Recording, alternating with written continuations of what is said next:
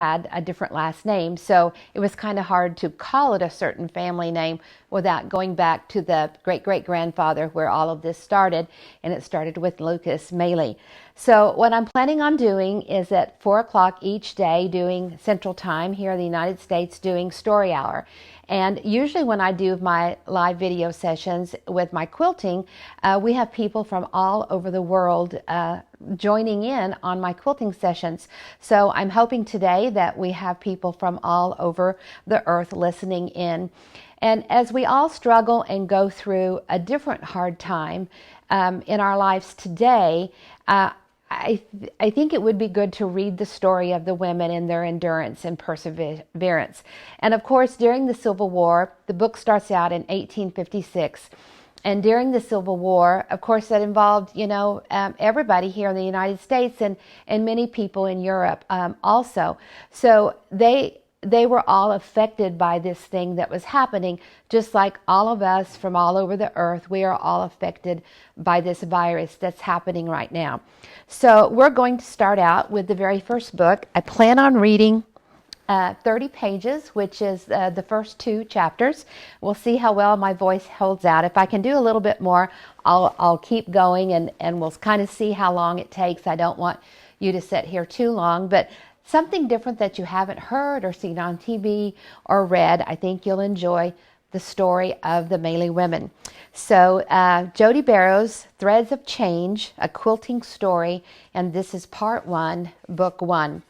Now, these women are also quilters, so there's going to be some quilts in the story, and I think you'll enjoy how they're just kind of woven into the story. The quilt on the cover of the first book is called Homestead Star, and this one here that you see and the one that's behind me is the Homestead Star. Now, Granny would make quilts, and in my life, Granny is Liz in the story, and well, actually Liz is grandmother, but she made a lot of quilts, and this one was one you got when you got your new home or you got your first homestead, and she called it Homestead Star. A lot of quilts were made to signify different things that were going on in people's lives. And I think all of these quilts that you guys are working on now, there's so many quilts being made as the quilters are, they're saying they're snowed in. And so all of these quilts will have different memories woven into them that are being made today. So we're starting out with Threads of Change. Oh, before I get started reading, for those of you that want your own hard copies, you can go right to our website, squareandasquare.com, and order them, and I'll sign them all for you. And those of you that like the e-readers, you can go to your favorite spot and just look up Jodi Barrows, and you'll find the novels on there for you.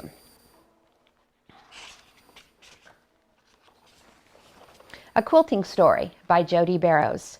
Spring, 1856, Lecomte, Louisiana.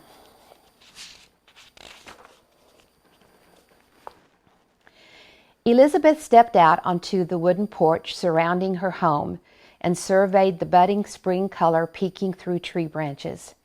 Evening had turned to night, and her much-loved family had all gone to bed. She stood near the steps and leaned against a pillar as flickers of lightning collided with the night sky. A storm brewed in the distance, and she could smell the imminent rain.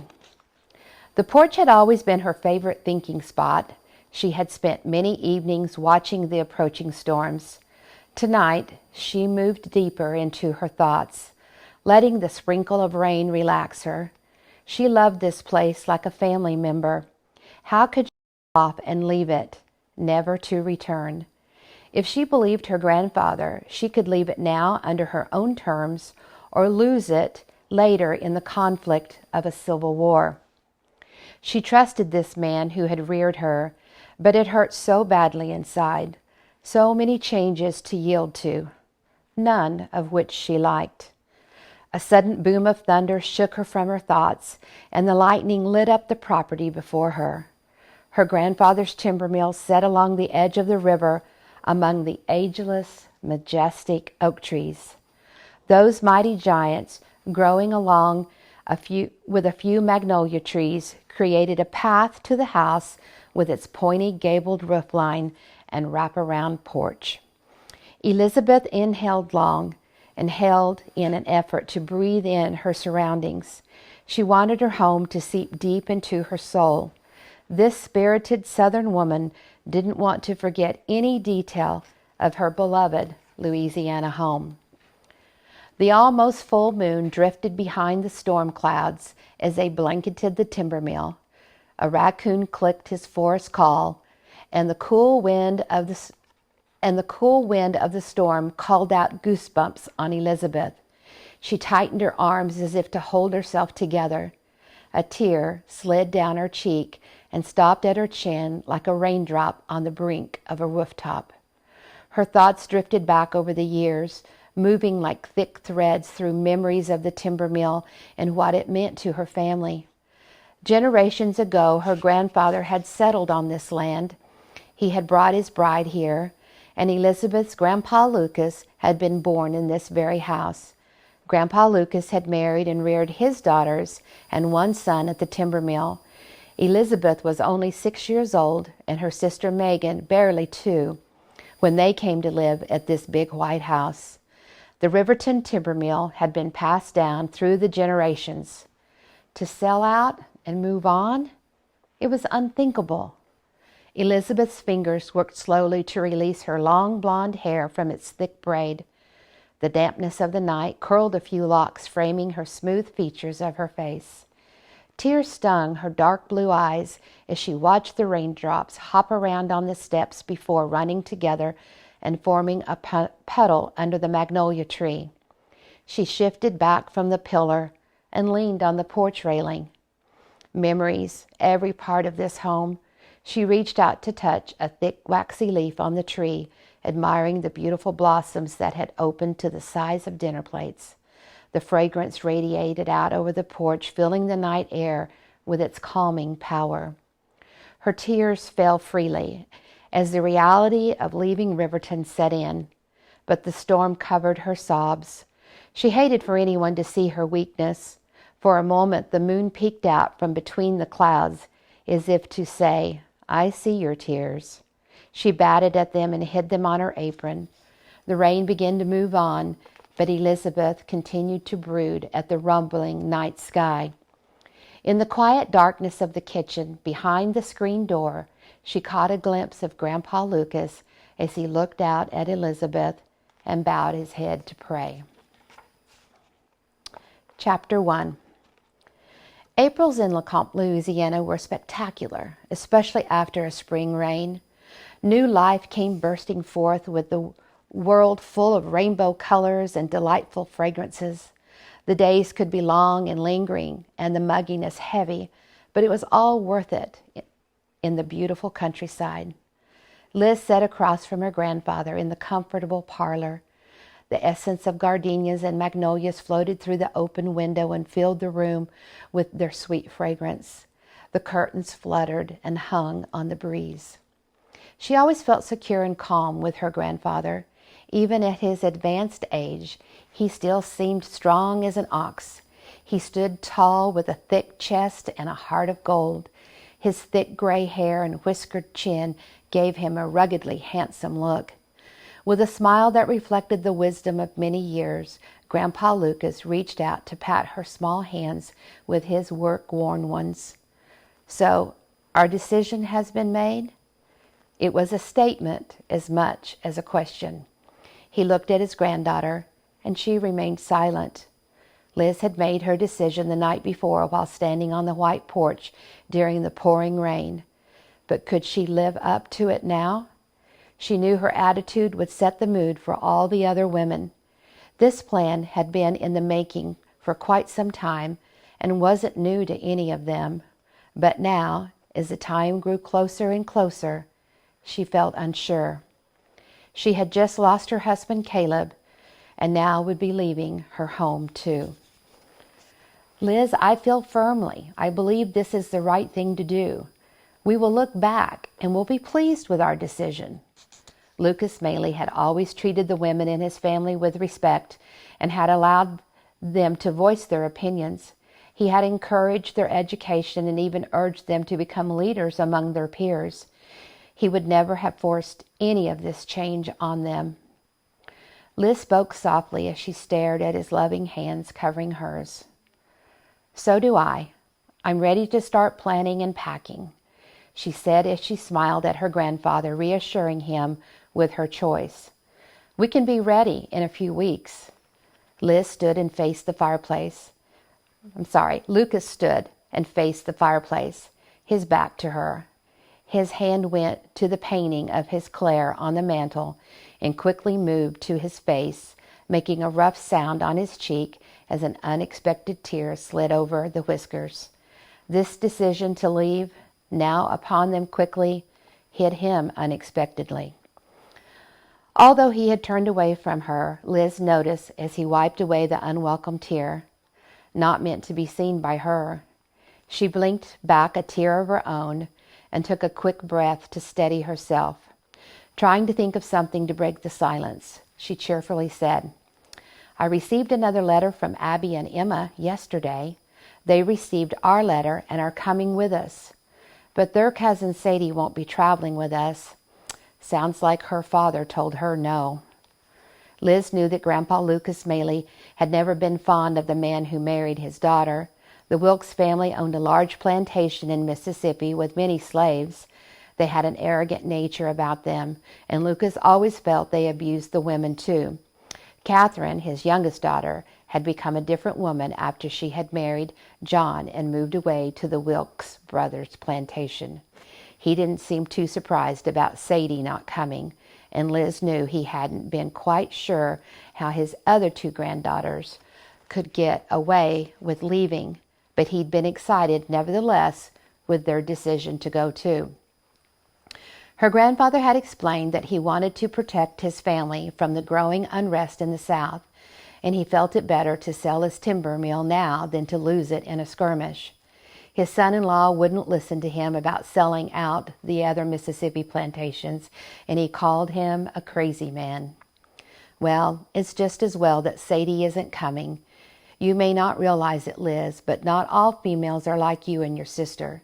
Sadie could hold you back, even be a problem. Your cousins are not as strong as you and your sister." Liz blushed and answered, "It'll be fine, Grandpa. I don't want you to worry over it. Abby and Emma will be just fine with it all." She had grown accustomed to his praise and encouragement, well aware that women were treated differently in other families and in general in the world. Abby and Emma had confided in her and Megan about their father's ways. They were going west, with or without their father's blessing. But he was finished with the two rebellious daughters and more than ready to wash his hands of them. If their Grandpa Lucas wanted them, so be it. Lucas paused and Liz recognized the weighing of his words. Lucas paused and Liz recognized the weighing of his words. "Liz, I know these last few months have been difficult. Caleb was a good man and a good husband. He was just like a son to me. And Luke isn't little anymore. He has grown into a fine young man." Lucas covered his mouth and whiskers with his hand, holding his chin. Liz spoke up. "Yes, this brings a thought to me. I've been thinking that Luke needs to stay here at the mill to work and to go to school. And if Caleb is found—" "Sweetheart," Lucas interrupted, "you know Caleb is gone. He won't be found. We all saw the accident at the mill. You've got to accept that he is not going to find his way back home." His hands rested on her shoulders as he lovingly but firmly spoke. "We have to move on. This thinking isn't good, Liz. I know you know that." His eyes searched hers for a positive reaction. She blinked and shrugged. "It's just easier." With a sense of urgency, she stepped aside, brushed her skirt, and straightened her shoulders. She wouldn't let her emotions get the best of her. For almost a year, she had been a weeping widow. The timber mill accident never strayed far from her mind, and she hated the sense of losing herself to the horrible nightmare. She'd been drifting for months, and she wanted to take control of her life again, her mind and heart demanding something else. Selling the timber mill and making a move seemed to provide the opportunity. Luke had grown up so much over the past months and had even grown closer to his namesake, Grandpa Lucas. The process of planning the move nudged away the sadness. Liz wanted and needed a new beginning, and the lurking trouble in the South was just the push to get her started. Her dear cousins coming along would make it fun as they embarked on this new adventure together, all of them starting a new chapter. New fortunes were ready to be made, the developing Western territories ripe for the picking. The tremors of unrest in the South shook louder and longer, and they made her Grandpa Lucas even antsier to get his plan into action. "Are you sure about Luke going west with us? It could be quite dangerous. I would feel so much calmer if he were here, safe with you. Who will see after you?" Liz offered a sneaky smile, trying to coax him to her way of thinking. She wanted the only two men in her life safe, away from this uncertainty before her. "I can't leave the mill and property until the sale is final. It could be months before I catch up to you." He swayed back and forth as he pondered Liz's request. "Luke misses his dad, and he's so content with you." "He's sweetheart, keeping Luke here won't stop him from getting hurt, and it won't bring Caleb back. I know it's easier to just think of him as being away," but his loving blue eyes embraced her tightly. "You know, if he were alive, he would have come back to us. The war is coming. We have a buyer for the mill, and it is a wise decision to go west. It's not going to get any better for the South. With each election, the Western expansion licks at the heels of the uncertainty. I never had slaves at the mill, so some of it has eluded us, but nevertheless, we will get caught up in it." "Sorry, those senseless tears. I'm so tired of them," Liz admitted, pulling a lace hanky from her pocket to wipe her eyes.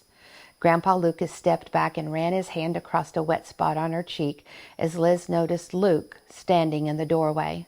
She would never forget what Caleb looked like as long as she had her son Luke. Her grandfather followed Liz's gaze to the doorway where Luke stood straight as an arrow, his messy sun-streaked hair falling over his eyes. Luke glared at Lucas as he pleaded, "Tell me, you won't let that happen, Grandpa. Tell me." Liz searched her memory for the part of the conversation that had angered her son. "You promised, you both said I was going west with the wagons." Grandpa Lucas' expression told Liz he would handle the situation. "Yes, we are still considering all of the possibilities that lie ahead, Luke. The plans are still in the works. We know what you want, and we'll consider that along with everything else."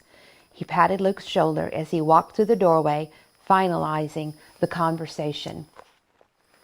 "Good," Luke huffed, his face flushed. "I thought I might have to go join up with those Yankees." Lucas never turned around as he let out a big belly laugh, grabbed Luke by the suspenders, and pulled him out the door with him. Liz watched the two of them from the window as they continued to tease each other. She laughed. Join in the Union? As they disappeared, she sank into a parlor chair. The sweet fragrance of flowers drifted across the room, reminding her to water them. Her eyes landed on the green Irish chain quilt she had made for Caleb as a surprise anniversary gift. That quilt and her son had been the only thing to get her out of bed each morning after Caleb died. She had made it for their 13th wedding anniversary, and somehow the fabric squares held all of the joy and excitement of her married life. The quilt represented a celebration of their future together. Her grief for the loss of her husband was woven into every stitch. Liz closed her eyes and dropped her head to the back of the chair. In an instant, her mind went back to the day that had changed her life. The gray and gloomy day in May of 1855 had been with clouds swirling. The rain left everything waterlogged and cold. It was the sort of day where something feels bound to happen. The sort of day where life's brittleness is prodded from its sleeping place and made to crawl to the surface and roar for a while out in the open. The air didn't feel quite right, and Liz recalled thinking that the rain seemed too wet.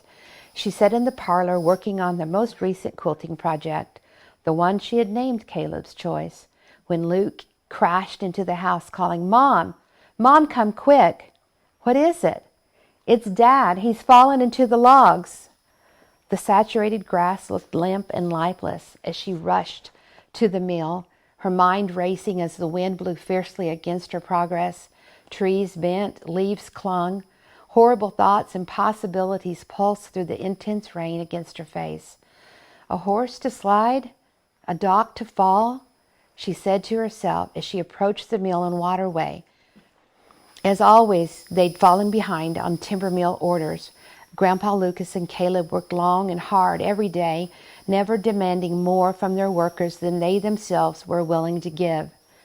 Rain-soaked and muddy, she stood there with her hair pressed to her head.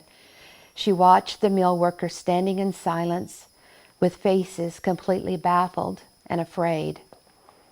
"He's gone, Liz. We couldn't reach him," Grandpa Lucas had finally confessed.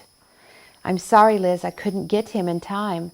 Thomas, Caleb's best friend, had cried in disbelief. Their words still shot through her like the heavy bullets from a steel pistol. She looked away and fallen to the ground. No one revealed how long it had been between the moment and the one where she awoke in her own bed.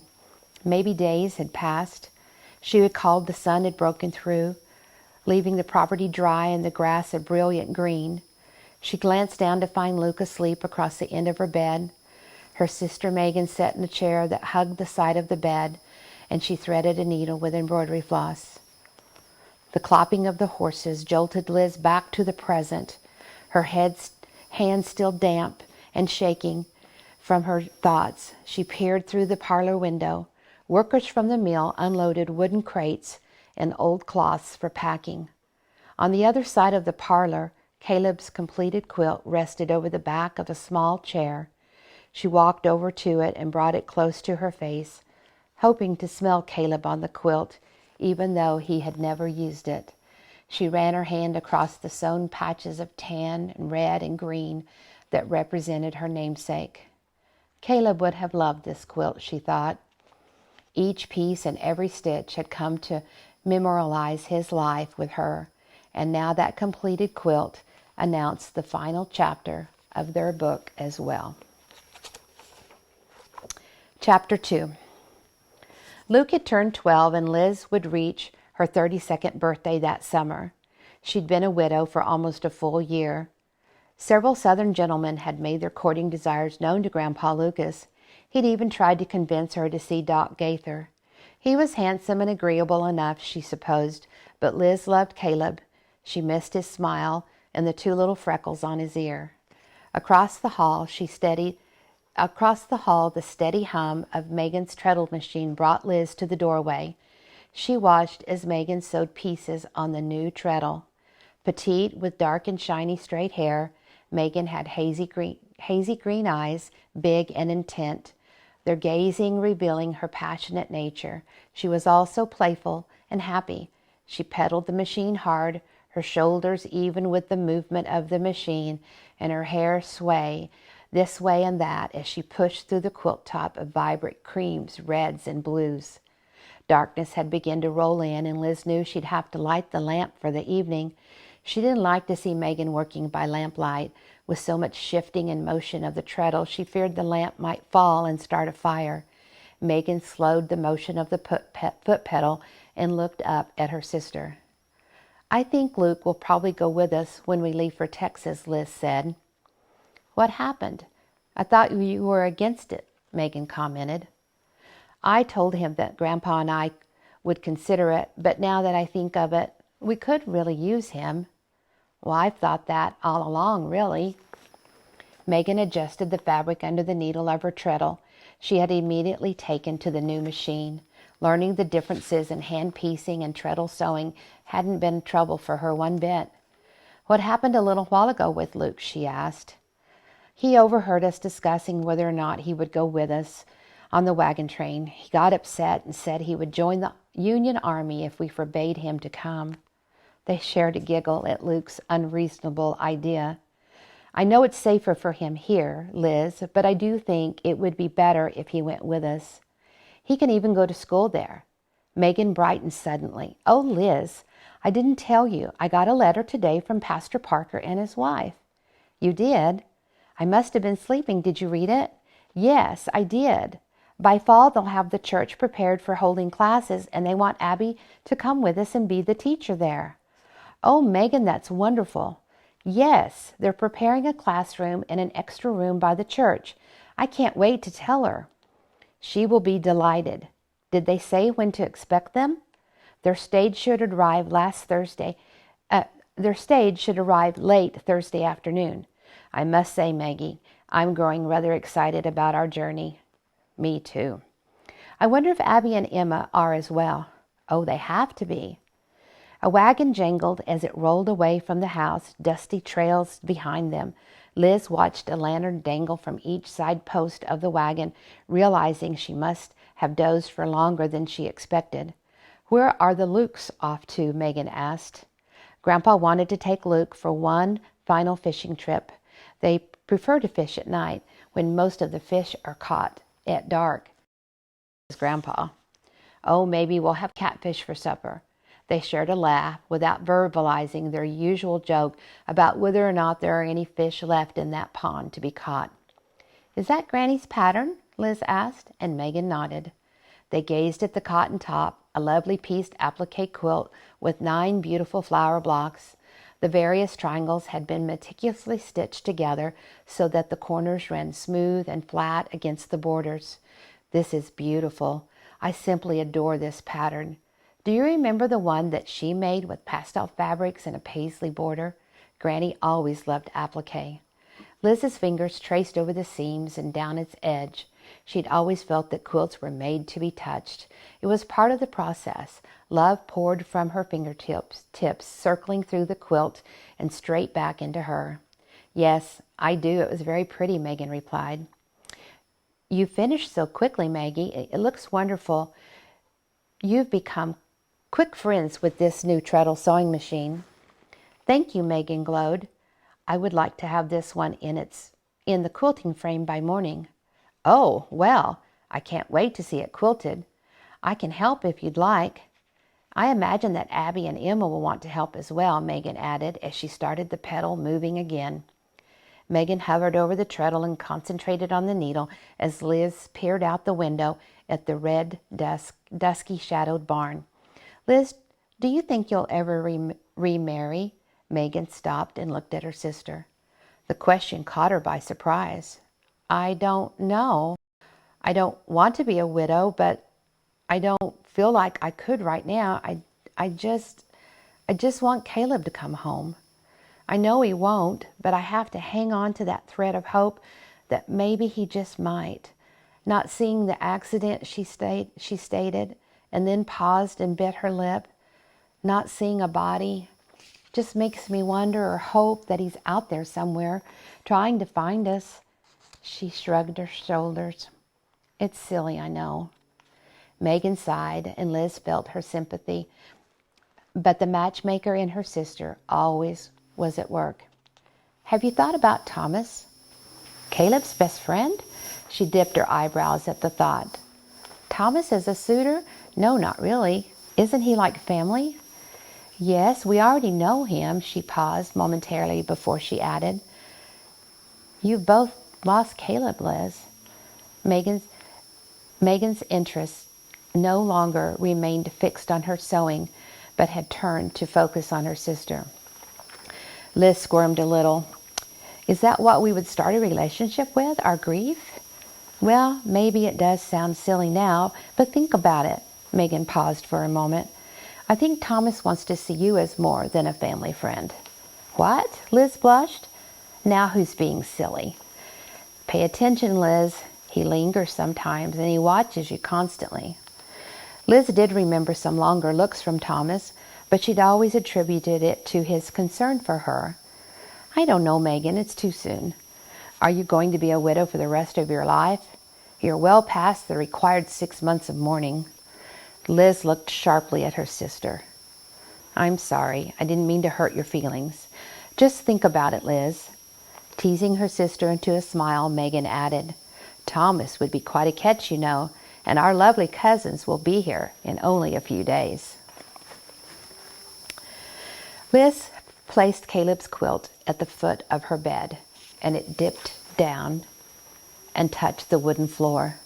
She smoothed it with her hand, fixing the wrinkles she had made from sleeping the night before. She glanced at the empty side of the bed and contemplated what Megan had suggested about Thomas. Perhaps I should speak with him, she thought. I wouldn't want him to get the wrong idea. The sound of horses brought Liz to the front porch, and Megan arrived at the same time. They looked out over the railing to see 6 wooden wagons met in the yard and in front of the barn. The mill workers unloaded empty crates and boxes of sawdust from the mill. The late afternoon felt quite muggy from the previous night's rain. Springtime in Louisiana always brought with it a hot spell. The daytime air remained damp and heavy. Today, however, seemed especially humid. Liz ran her hand across her neck, and the back of her dress stuck to her shoulders.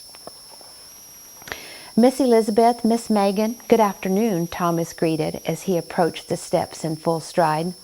Good afternoon, they politely answered. We're unloading your packing crates, Thomas said. Thank you. We're ready to start packing, Megan said, inspecting the crates from a distance. You're welcome. We also brought some sawdust to pack your breakables for the trip. Thank you, that was thoughtful, Liz replied.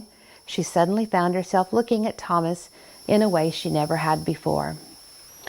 It was just as easy to bring the wagons too. Everything is ready. When will more of the horses arrive? Megan asked. Most likely in a few days. Grandpa Lucas motioned to Megan from the side of one of the wagons. She politely excused herself from the conversation and hastily walked down the steps to meet her grandfather. They exchanged whispers and looked over to the couple standing in silence under the porch. Try as she might, Liz couldn't avoid their scrutiny. Grandpa Lucas wants nothing more than for me to be happy. I know that, and he had always been quite partial to Thomas. More than 20 years ago, his wife Claire and their younger son had died, and her grandfather had never remarried. It's different for a man, though, she thought. Grandpa Lucas had the mill and the farm and the 2 granddaughters to look after. His Claire could never be replaced, although he had never really looked. Not too long ago, however, Liz and Megan told him about a widow his age who lived right outside of town. The woman had made it known that she was interested in Grandpa Lucas, but he seemed insulted by the mere thought of it. Afterwards, he had stopped going to any of the church socials that she attended. Nonsense, he had called it. Thomas, Liz said, all of a sudden uncomfortably standing next to him alone, I suppose I should let you know something. Thomas focused his gaze and listened anxiously. His silent attention somehow made her uneasy, and she quickly lost her words. I've never before felt this way with Thomas, she thought. She mumbled. He seemed to sense her nervousness, and he moved closer. Liz suddenly took a small step backwards to avoid his closeness. Her foot searched for another stair behind her. Instead, a board creaked under the weight of her foot and startled her. She tried to adjust her footing, but her balance shifted on the top step. Somehow, she lost control of her feet. She reached out desperately for a post or a column, anything to steady herself. I'm going to fall. As the words flashed through her mind, she landed flat on her bottom. As she hit the ground, a burst of laughter erupted from the yard. Everyone had seen the whole embarrassing misstep. She looked up at Thomas, who was trying desperately to curb his laughter. Suddenly he began laughing with all of the mill workers. After a moment, all she could do was join them. After all, she was sick of crying. Nothing to see here, nothing to see here, Thomas called, waving his arms at everyone, trying to be funny to take the attention from Liz. Are you all right? Grandpa Lucas asked, rushing over to help her. Yes, I'm fine, just wounded my pride. I don't know what is wrong with me. Lizzie, Megan teased, did someone move the porch? Another small burst of laughter erupted from among the bystanders. Liz smiled and tried to act busy, shaking the dust off her dress. She had needed a good laugh, and she really wasn't hurt after all. The timber mill workers, still enjoying the commotion that had interrupted their work, headed back to the wagons with smiles and recaps of the "Did you see?" and then, before they all laughed again. Are you really okay? Thomas asked, now with everyone gone. Yes, I'm truly fine. Good. I didn't mean to cause that if I did. Would you like some currant tea? Liz asked with a tilt of her head, clearly letting Thomas know she was changing the topic. Please, I'm quite thirsty, he smiled back at her. Okay, I'll bring it to you on the porch. When she returned from the kitchen, the front yard bustling again with mill workers and wagons, unloading and preparing to leave for the day, as Liz and Thomas sat on the porch sipping currant tea, both of them seemingly somehow pleased by being separated from all of the work. Liz felt mischievous for it, like they should have been working, but they weren't. Luke sat hunched over the porch steps with his catfish fillets he had recently caught and cleaned.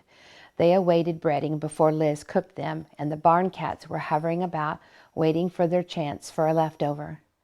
Would you like to stay for dinner? Liz inquired. We're having catfish. I can see that. Catfish sounds delicious. Thomas smiled pleasantly and gratefully at Luke. Great then. I think Grandpa would like to discuss some things about the trip with you. Liz gathered her thoughts, preparing to change the subject. I want you to know I really appreciate all that you've done for us, for Luke and the meal and everything. I've enjoyed working for your grandfather. He's a good man. Thomas felt a little uncomfortable or unusual. Liz seemed different. Liz's hands wrapped tightly around her tea glass. I'm going to put the marker on the hill for Caleb in the morning. Would you like to come with me? Liz hadn't wanted an empty casket for Caleb nor a memorial service. Any time it had been mentioned, she firmly shut it down. But now that they planned to leave, she felt it was time, that the time had come to do so. It would honor me, Thomas said quietly. He felt somewhat surprised at Liz putting a finality to Caleb's death. Before either could speak again, they heard footsteps approaching. Lizzie, Megan interrupted from inside as she stepped out onto the porch with cornmeal on her hands. Oh, sorry, I didn't know you were out here, Thomas. Well, dinner will be ready soon, but could you give me a hand, Liz? I need your help with something. Yes, I'll be right in, Liz said immediately, wondering what her sister was up to now. Thomas, are you staying for dinner? Grandpa Lucas asked merrily as he approached the front steps. Liz intervened as she went into the door. Yes, he is. Good then. We've got so much catfish we could never eat it all. Is Thomas staying for dinner tonight? Luke asked excitedly. Yes, honey, he's staying for dinner. Liz wondered if anyone at all had paid any attention to what had been happening on the porch. Liz walked into the house, with Luke straggling just behind with the catfish in hand. Thomas and Grandpa lingered on the porch, gazing at the dusky sky. The sun dipped down below the trees, just beginning to settle for the night, and magnificent pinks and reds and oranges smeared the blue sky through the clouds in the final beams of sunlight. The locusts sang their low whine from tree to tree as sunset happened. What an incredible sunset, Lucas noted, chewing on the stem of his tobacco-less pipe. Thomas recalled him saying that the general store was out of his favorite brand, and he hated the Lion tobacco brand. It is especially incredible tonight, isn't it? Mm-hmm, Grandpa Lucas acknowledged in a form of masculine agreement. A long silence lingered. Thomas figured silence was quite the norm for men standing on a porch together. They were just more comfortable with the idea of silence. It wasn't at all awkward.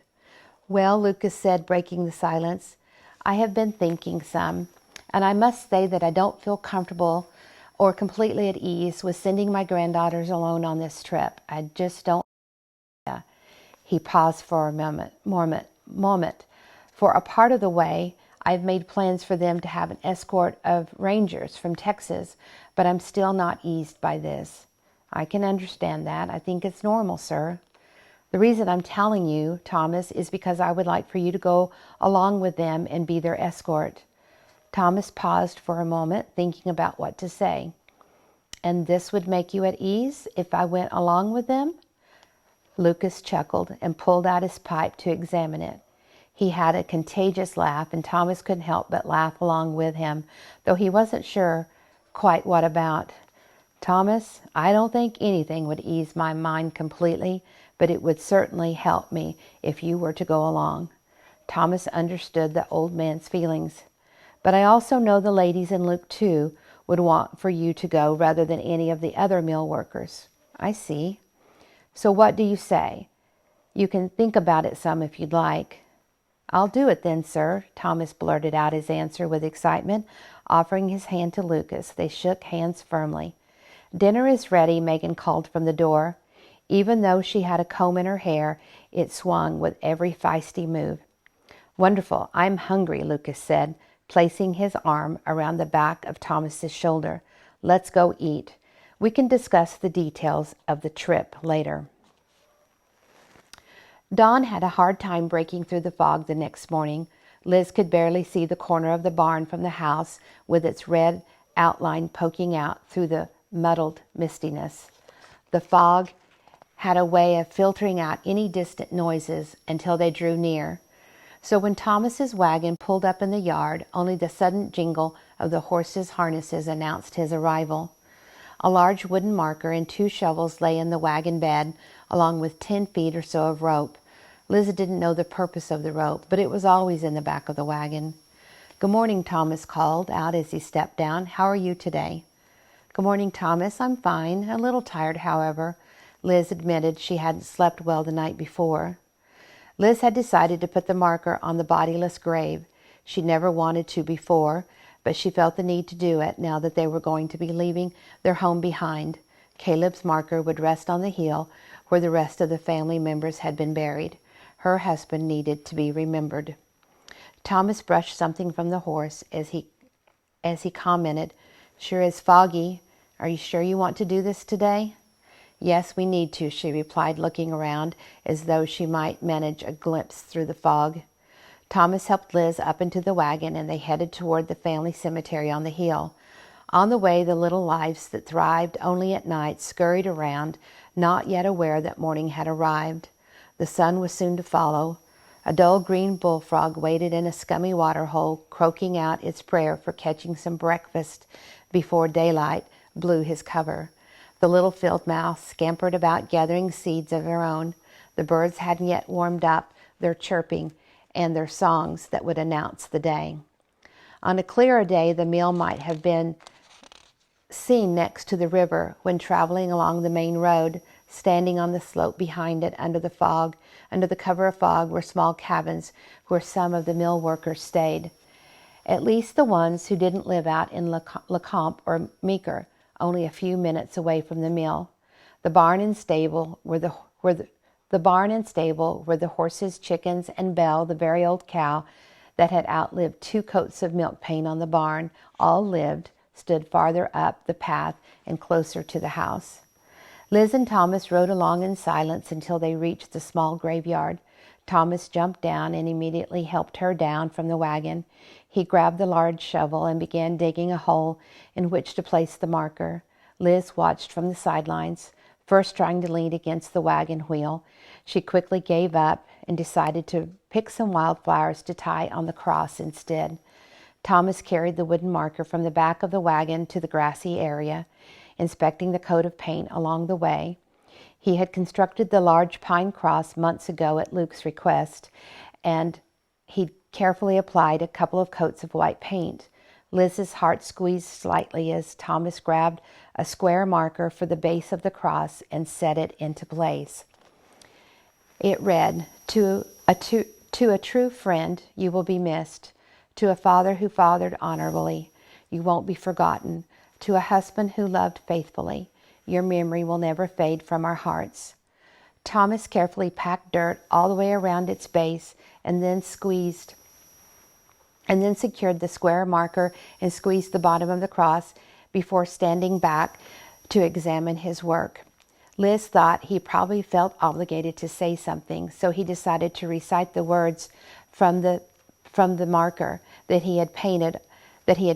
Afterwards, silence shrouded them again. They both simply stood there, looking down at the newly placed marker.